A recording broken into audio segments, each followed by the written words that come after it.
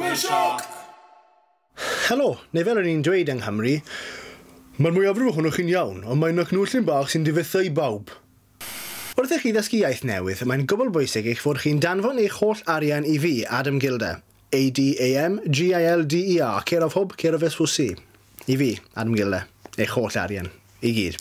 Holl arian i gyd. I fi.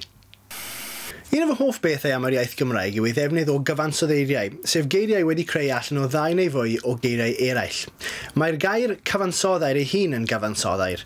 Mae wedi creu allan o'r geiriau cyfansodd, sef compound, a gair, sef word. Dwi hefyd yn hoff o gamgyfieithu sy'n gyfansoddair nes I creu fy hun. Gam, sef mistake, a cyfieithu, sef translate.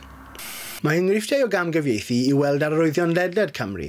Mi weles un yn ddiweddar wrth I mi gyrru trwy'r tref hanesyddol Llantrisant. Nawr dwi'n gwybod ei fod e'n tref hanesyddol oherwydd dwedodd e ar yr arwydd Historical Town, Llantrisant.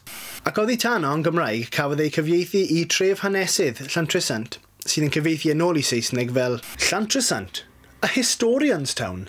Ych chi'n hanesydd sy'n edrych am lle I fynd ar eich gwyliau? Dewch I Llantrisant! Hefo'i desgau a'i phapur, mae Llantrisant wir yn berffaith I bob hanesydd sydd werth ei halen. So dwi ac Owel yn mwynhau creu camgyfeithiadau newydd I ddiddori ein hunan.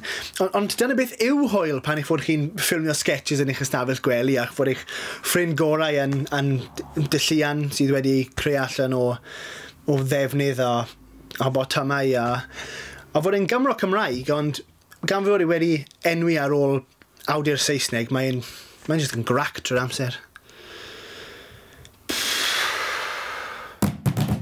Welsh!